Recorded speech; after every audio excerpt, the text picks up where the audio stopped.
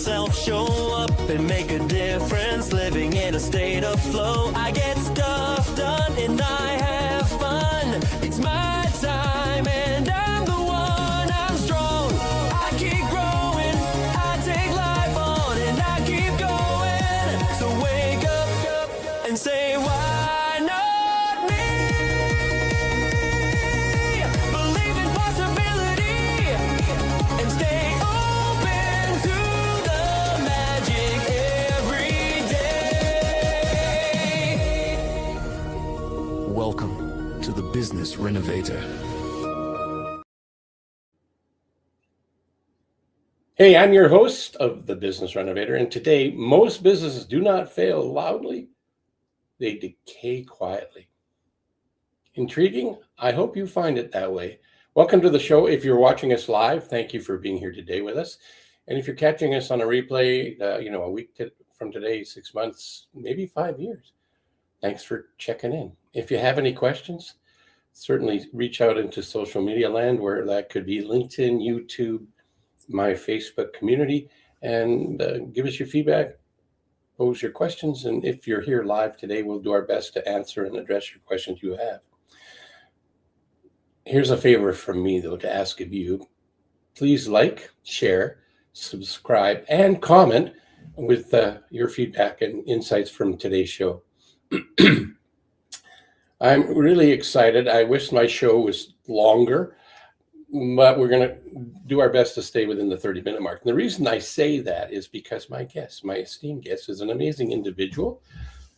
I liked him before he came on the show because I got to know the man individually along the way, and he's got a lot of great wisdom, and he's willing to share a little bit of it today with us from his journey and answer a few questions. So on the Business Renovator, we're going to be tackling the hard truth. Most organizations don't fail because of bad leadership or poor strategies. It's really more, they fail because of unseen conditions quietly eroding their capacity long before anyone notices. My guest, Courtney Lodge, has worked with more than 2,500 businesses across 53 countries, helping founders and boards diagnose the hidden patterns that destroy relevance, resilience, and growth. Because the greatest risk in business isn't what you do wrong even. It's really what you fix too quickly without really understanding what's actually broken. Courtney, welcome to the Business Renovator. Let me bring you on up here. Thank you. I love your background. We're going to plug your book at the end, but I love that you're plugging it there. It's called Fatal Business Diseases. So, yes, sir. I did say that we've met before and had numerous conversations, and I've learned a lot from you in the short bit of time I've had the opportunity to hang out with you. What started your journey on this path that you're currently on? Where did that all begin for you? Wow. Well, so the path that I'm currently on is mainly business coaching, consulting, of course, working with my books and so forth. And that started a long time ago. When I was 17 years old, I entered the police academy in Jamaica and training to become a police officer. And they asked us to write a vision statement. Where do we see our lives? And back then I wrote, I was a high school dropout, right? So I wrote, I am Dr. Courtney Lodge, a world-renowned leader, author, speaker, personal development coach, and business transformation consultant. So since then, I've been thinking about becoming a business coach consultant. And I had the great opportunity, having worked in several organizations, to start coaching some companies along the way. And here I am today, sir, dealing with companies all over the world. I like how you started that out. I don't know if anybody else caught what you just said. The one nugget in that for me, I mean, there's multiple, but the main one is you have to have, it's important. Maybe you don't have to have anything. It's important to have an end result in mind. And at 17, you wrote that declaration And your path has taken you to actually being able to do that, not just once, but many times. So having a vision with clarity, and I probably didn't know really exactly how you're going to get there, but you had this, I'm going to make an assumption, which is the bad thing to do because I could be totally wrong. And that is assume that you had a burning desire to make that happen. Absolutely. Yeah. Absolutely. My father, who fathered me when he was 65 years old, when I was in high school, he got a stroke. So I had to drop out of high school to take care of him. And of course, because of that, all my friends were excelling and did well coming out of high school. They went into college, but I was not able to. So I had that burning desire to make up for that period, that loss. So when talking with a couple of my friends and so forth, okay, I want to become Dr. Courtney Lodge, a PhD. Yes, of course, I wanted to become a medical doctor, quite frankly, but that was no longer in the offing. So I started to just pursue. If you do not have a dream, you cannot have a dream come true, it is said. And that's why I created that vision statement. Yeah, I love it. To know that, though, at the age 17, that's not unheard of, but it's not a normal thing. There's a path that a lot of people will take, or they'll. I shouldn't. I don't mean to be criticizing other people, so I'm going to stop on that path because it's not my job to judge other people. I was just thinking, though, at that age, to be that aware and have that clarity, that's amazing. That's amazing. I would say that my father really helped in that regard, and he was a ship captain, and he traveled all over the world, and quite exposed, and so he planted some of those thoughts in my mind that you have to be more than what meets the eye. You have to work to become the man that you want to be. But what is that man? What is that person like? So I had to think deeply and have those conversations with him, as a matter of fact. So, yes. Your father was a mentor along the way. That's cool.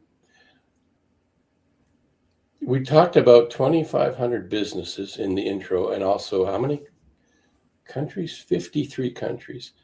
What would be an early experience that you would like to share with us on your path to being a international business coach and consultant? All right. So the formative years, very, very important. I left Jamaica and came to Washington, D.C. to do my undergraduate studies. And I fell in love with languages, particularly because my father was, he spoke several languages, and that influenced me. So I started studying languages. And on that journey, I felt the best way to learn languages was to actually go to the countries. So I went to France and I went to Germany, because I was studying those languages, and that mindset to experience other cultures, that was the first part of that journey.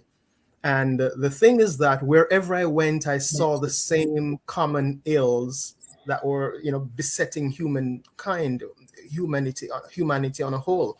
The problems were universal, and that caused me to think deeply. If someone could find some solutions along the way, it could help quite a few people, not just in your locale, but in many other areas. And that started to create that desire. How could I help? Then, when I was 16, my best friend, I lived right on the beach. Yes, I would wake up, walk across the road, and go to the beach. And my friend, one of my friends, he got into difficulty while swimming, and I had to save him. And when I saved him, it sparked something that I wanted to now become a one of those people who save people on the beaches, right? What they call them, the guards. Yeah. And that led to me eventually becoming a police officer, saving people's lives. And then afterwards, I said, there's another way I could probably help to save businesses. So that has led to this part of business coaching consulting. So this is fascinating because I was wondering prior to the show, how do you go from police enforcing to business consultant. Now you've filled in the mortar for the bricks that you've stepped on along your journey. That's fascinating. Do you recall that one of the first things that in the business consulting, business coaching space that stood out, either good or challenging? Oh, so all right. Particular case in point. So one of my very early situations. One of my friends, she has a restaurant, and I would just be there talking with her, and without realizing it, I was prematurely, I would say now, and reflecting, giving her suggestions, because I had worked in my aunt's restaurant, and I had worked in a restaurant in Washington, D.C., a couple of them, as a matter of fact. So I thought that from that experience, I had the authority and experience to now give her tips. And she took on some of those ideas, and I could see where they were working, but some of them failed spectacularly. The suggestions I made, because here I am with a bachelor's degree, back in Jamaica, and giving her tips from my own experience, from my own autobiography, and did not take into consideration her particular situation and experiences.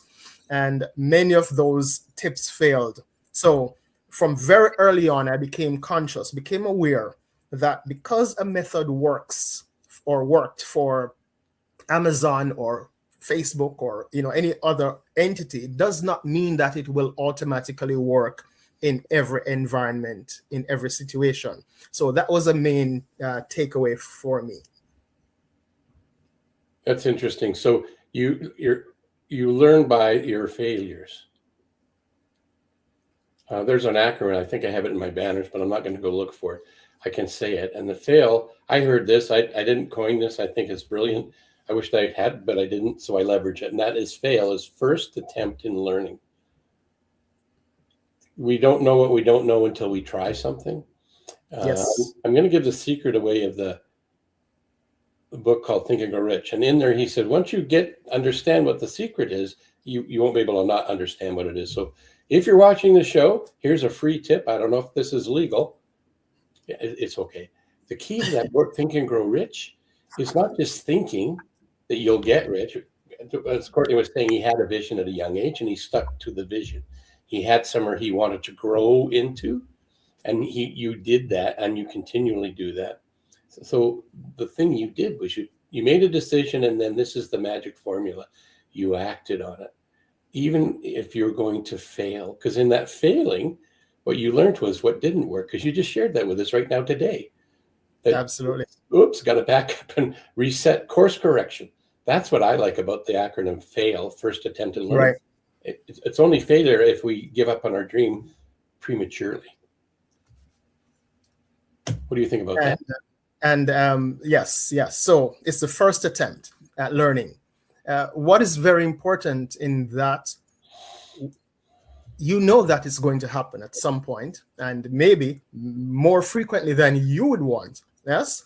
So you just see it not as a failure in the first place. You fail when you stop trying. Yeah. So yes, you just decide that this is just a learning opportunity. And I will not always get it right the first time. You strive for first time right, but that does not always happen. So what do? You're going to fail sometimes. You just be prepared to just bounce back, try again, and try again. If it's important enough, you will get through. You will find success. Yeah, exactly. So the title of this episode is Most Businesses Do Not Fail Loudly. They Decay Quietly. Mm-hmm. Yes. Why would you say that's a good title for today's episode? Because it is so true, so appropriate. Many businesses are out there. You walk into the foyer. It looks so good. The facade of the organization looks great. When you look at the financials that they share, if they're a public company, the financials look pretty good. But somewhere, somehow, many of them are suffering from things that you do not see. And when you see a collapse, that collapse did not just happen suddenly overnight. There was a slight, subtle decay over a long period of time. And then eventually that building or that organization would come tumbling down. So the failure in businesses, it's something that you have to be very proactive in preventing. You have to be proactive in preventing the decay in the first place. It's a slow, put it this way. Every organization right now, wherever they are on the planet, has some type of weakness. And if you don't address those weaknesses, then chances are you are ignoring, you're pushing things under the carpet that will eventually come back to bite you in the back of the where you know where, right? In back of the head. Yeah. Back of the head. Yeah. So it seems like that those companies that you described that might be they're not paying attention to the areas that are, as we say in the title, decaying quietly. Right. Is they may have what was going through my mind. It's like they have their business running on autopilot. Everything's going great. It's on target. At least it looks like it's on target, but they're missing some of the KRAs and KPIs. And they may not have a philosophy of constant and never-ending improvement. Because I sense that, well, I don't sense, I know you. Not only do you live that, you actually teach that. You profess that constant and never-ending improvement. Because of being an author, your teaching is by your writings and inviting us to jump in and do that. And yeah, could you add more intel to that than I just attempted? Coach Phil, once you're dealing with organizations on a whole, yes, and you're talking about my teaching, all of those and so forth, you're going to realize that never-ending innovation, that has got to do with a very, very important thing that you practice, for example, as a business renovator. You are one of those persons who would understand deeply the concept of the market dominating position. This is where you innovate. It's the extent to which you innovate. If you notice that word, the extent to which you innovate your company so that it has the capacity to solve your clients' problems, right? And if you do not have that capacity, if you're not innovating and constantly innovating to improve your organization's capacity so that you can be an excellent renovator of businesses, then others are going to have that capacity and a greater capacity, and you will be left by the side. When I'm talking about constant innovation, Amazon right now, Apple right now, NVIDIA right now, every organization, if you think about it deeply, they're thinking, what next can I do? What can I do a little bit better to solve my clients' problems a little better so that I can become bigger and stronger, so that I can help even more organizations? It's a never-ending journey towards improvement, and innovation is at the core of that thing called the market dominating position, and you becoming a world-class business renovator. And for those those companies that are not innovating, they're actually quietly dying, aren't they? Yes, sir, because this analogy speaks beautifully to it. If you're sitting in a river, on a river, in a boat on a river, if you're not constantly paddling upstream, you're automatically going downstream. So you have to be constantly rowing, and you could be rowing, you could be innovating, and at the same time still not moving forward because you're not innovating enough, or your innovations are the type that they do not matter. So if you're in a world right now with automobiles, and your main focus is on creating horseshoe, there are quite a few horses out there who will need horseshoe. but not as many as you had, 100 years ago. You would be irrelevant to the marketplace.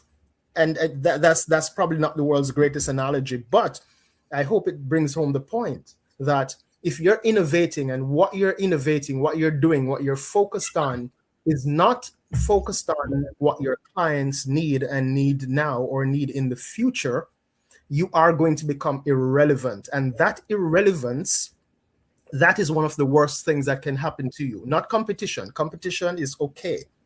Irrelevance. When you become irrelevant, it means that you're no longer even in the minds of your clients or in the prospects' minds. You're no longer in the marketplace. You become redundant. And that's what many organizations are facing right now, irrelevance, because they're not really selling products and services, just commodities. Everybody else is doing the same thing that they're doing. Modern day businesses that come to mind for me are Sears, Blockbusters, yes, Nokia, the leader in technology with mobile phones, right, BlackBerry, on and on and on. They were quietly decaying because they were not adjusting to the needs and requirements. They were not innovating. One of the things that would go through my head was when we talk about market dominating position, that's the foundational place to be, to differentiate yourself, to be able to provide value. And when we're in that state of being as a business, then we can avoid the being in a race that many businesses get into, and they're heading to a finish line that don't even realize that they're heading towards. And once they cross it, they wish they had never done that. And that is competing based on what you said earlier, Courtney, was they're competing on price. They're not differentiating themselves, right? And so they're not innovating. So the innovative companies seem to stay around. There's another one. I don't know if you're familiar with this company, Barry Weimeyer, out of the U.S. back in the 07-09 recession. Yes. I think I remember that one. Right. The CEO, Bob Chapman, had an epiphany. He said to himself, if I ran my family the way I run my business, I'd be out of a family. So he shifted, he innovated, and they were able they didn't survive that downturn. They thrived. They did something that they over exceeded what his expectations were because of not because of what you said, but what you say parallels with what he did.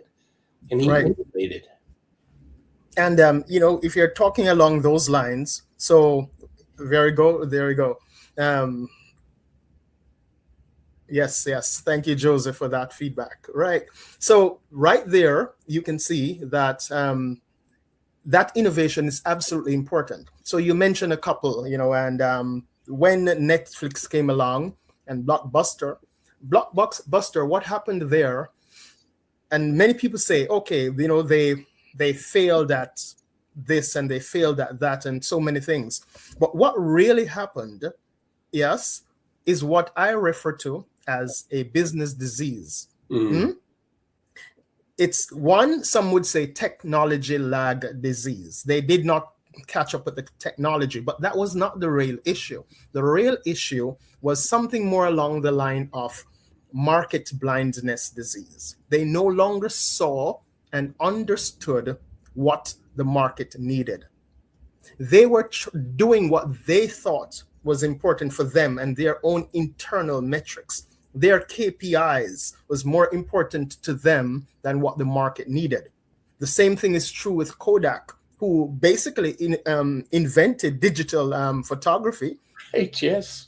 Yes, right? But what happened there again? So many things are there in the background. And if I were to just pivot to that a bit with your permission, have you ever heard of a situation where in an organization, the culture is just so toxic that the best people tend to leave? Yes. And what normally happens? What normally happens after? Would the organization thrive, as you explained, or would it normally decline? It's like the second part of the title of this episode. They decay quietly. They decay quietly. Yes, the best people tend to leave. That's talent flight disease or talent vampire disease. But no one would name it that. And if you do not name it, you cannot fix it. coupled with that would be leadership deficiency disease. Without proper leadership, you can't have a great culture. And if the culture is there, chasing away your best people and leaving the not so best people, then your organization is silently facing a serious level of decline. Profit erosion disease then comes about, and eventually you have a cardiac arrest disease, right? The organization fails. So all of these things, if you do not know and understand that they're operating silently in the background, then chances are your business is failing right under your nose, and you're not aware because you're paying attention to things of yesterday.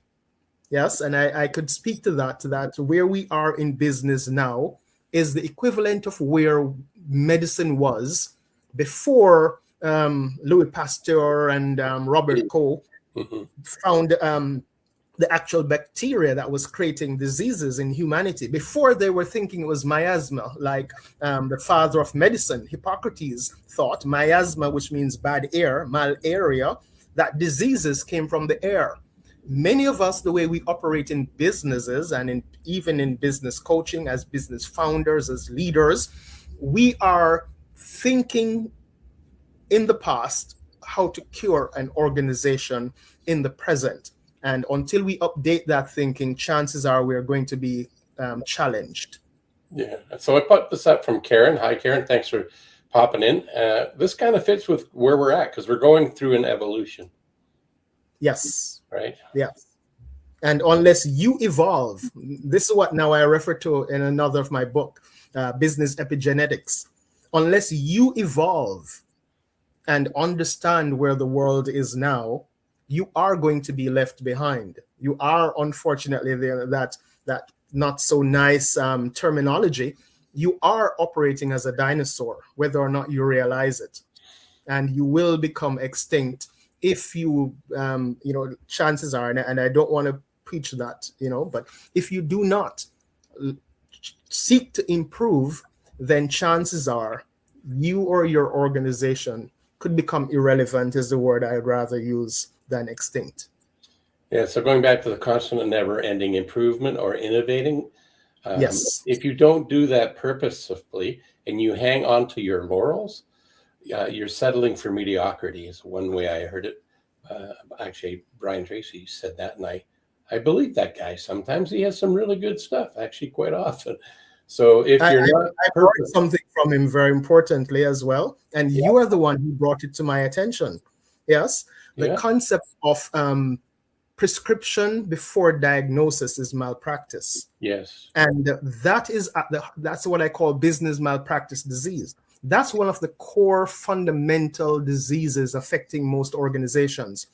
We rush in and we offer suggestion, or we see a problem and we jump to fix it without doing proper analysis. That's what I had done with my friend who I was helping with the restaurant and saw that colossal failure. And I was the CEO of 342 credit unions, 18 countries across the Caribbean. Looking at all 342 credit unions, their strategic plans and so forth, the patterns were clear. And when I looked at other organizations, it reinforced the point that many organizations, they're jumping to fix. I'm a Mr. Fix-It or Mrs. Fix-It, even before we understand the problem. That is the introduction of diseases. We, as leaders, as coaches, consultants, founders, CEOs, managers, HR managers, finance, we are the ones who are introducing diseases into the companies by rushing ahead with solutions before we do our proper diagnosis. Yeah, that's powerful. And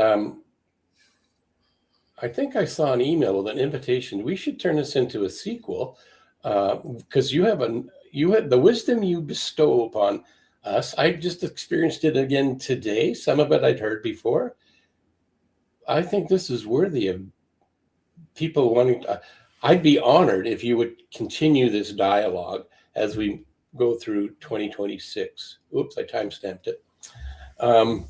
There's so much stuff here. Matter of fact, I want to bring up something first before I go to your how they can get a hold of you. You talked about a book So I want to bring up this.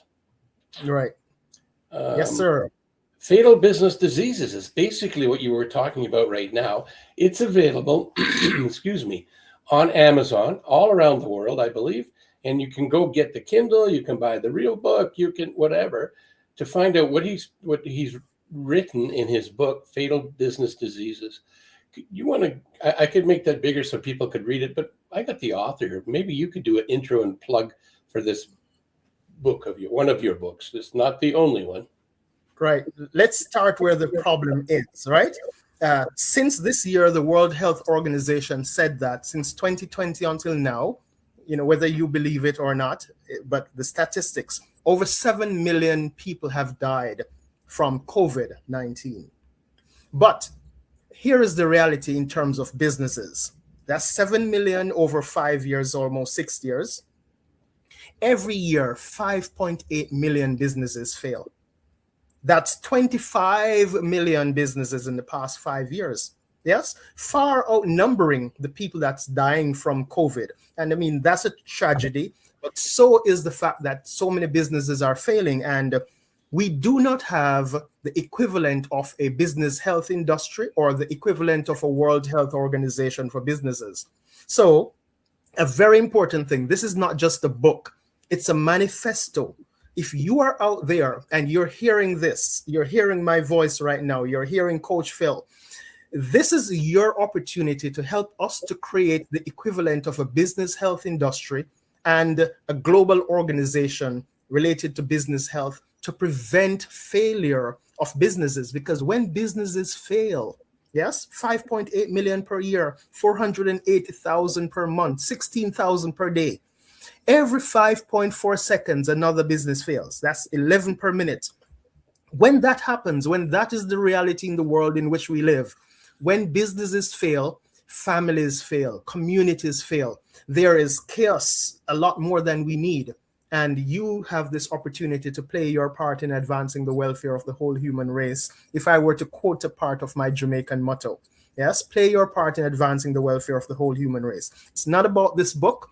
But when you understand what this book is sharing and helping you to understand, definitely, if you're a business coach consultant, if you are a leader, a founder, CEO, a manager, you have a serious opportunity and a duty and a responsibility to help your business and the community within which it operates and your clients by improving your business, by understanding the concept of fatal business diseases, how market dominating position, very important concept, can restore the health of your business. That's the business that Coach Phil is in as a business renovator, helping you with his profit acceleration software, for example, yes, to find the illnesses, find the challenges in your business and helping you to restore health or to prevent failure.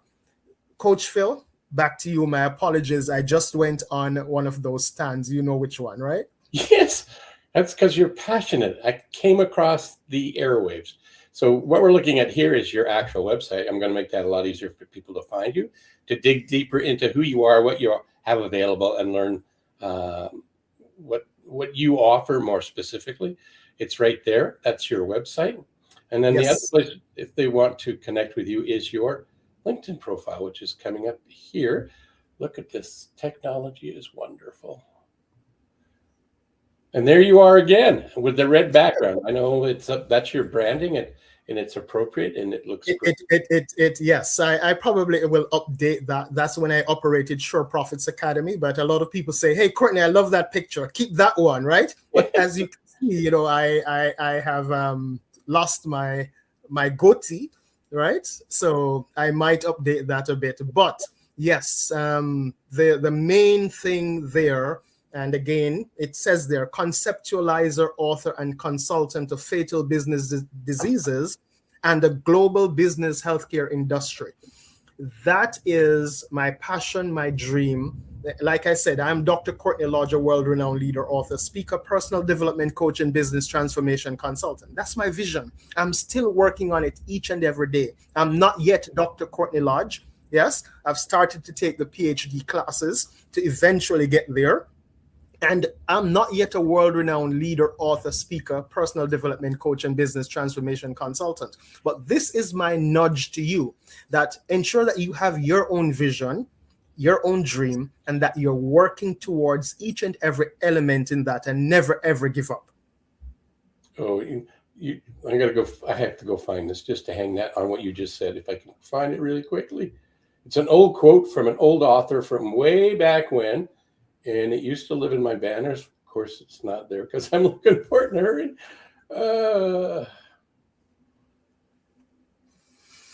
Where did it go? Did I ex-nay it? Did I delete it? I can't believe I would have done that. But basically, I can tell you what it is. It's about your get-up-to-itiveness. So get-to-itiveness and your stick-to-itiveness. It makes a difference.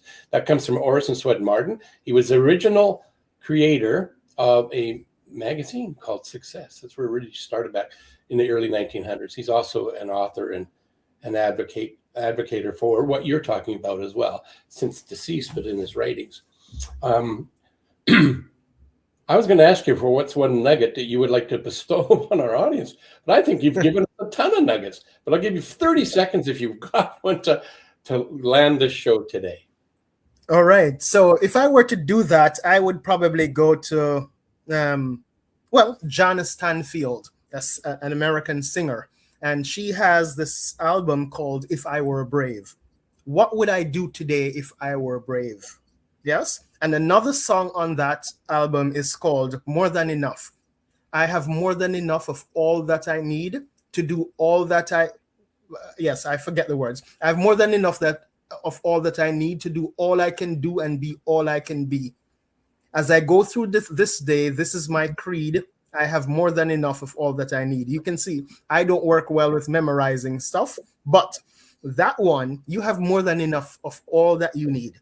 Yeah. What will you do today if you were brave? Yes. If you silence that fear, what would you do today if you were truly brave? Think about that and find something that can be impactful, preferably. You don't have to find something that's very impactful, but just do something that can improve. But first, please, prescription before diagnosis is malpractice. So always diagnose first before you prescribe. That's the major nugget that I would leave. If you were brave, go out there and do sales. But first, as you're selling, understand first the client's problems. Do marketing as you have at the bottom of your screen. Yes, but before you do your marketing, do not become blind to your clients and their needs and desires and the marketplace and what the marketplace desires. Mental fitness, epigenetics, you're improving your mental acuity, your consciousness. Everything we do ought to be improving our consciousness, but you do that first by thinking, where's it that the end in mind? And then you come back to the present and you work on that dream, that vision. Coach Phil, I thank you very, very much for this opportunity to be with the Business Renovator. I love the work that you're doing in the space. Yes, you are renovating businesses. Do you know what that means? It means you're going into businesses, finding the diseases, the decay that's there. You're looking for those columns on which the business will stand and see the decay, and you will do the restoration. You are a business renovator, but you're also one that's working with the concept of fatal business diseases and restoring organizations using the market dominating position. And I thank you for the work that you do in the world. Thank you, my friend. I appreciate it. I hate to say goodbye, but it's not really goodbye. It's just see you later, right? See you later, my friend. All right. Take great care. All right, thanks. Okay, wow. If you didn't get some stuff out of that, you may not have been listening, or maybe you didn't catch it right away. But what a bunch of nuggets. The river. Are you working with the river? Are you paddling? Are you just letting life float away? Are you innovating? Or are you being like some of those businesses that are not around anymore? And I didn't realize how tragic it is and how many businesses are failing. And we can help people. Tell them about the show. Tell them to watch this episode. Go get them to look up Courtney's content, go to his website, buy his book, share it with people you know that you care about. I don't normally go on a rant like that, but this is stuff that's valuable. You could make a difference in somebody's life just by making an introduction to the show. So share this, comment on it for us. That would be great. And I want to wrap this up the way I normally do. So here it comes, because this is a really important piece to the puzzle. The you and wonderful represents you, and you are unique. So please go out and be your unique, wonderful self and share that message with the people you care about. Until next time, I'm Coach Phil. This is another episode of The Business Renovator. That's it for another The Business Renovator. Keep your word to yourself. Show up and make a difference. Living in flow. Get stuff done. Have fun. It's your time. You're the one. Stay strong. Keep growing. Take life on. And keep going. Making an impact like it's play. Tomorrow morning, wake up and say it again. Why not me?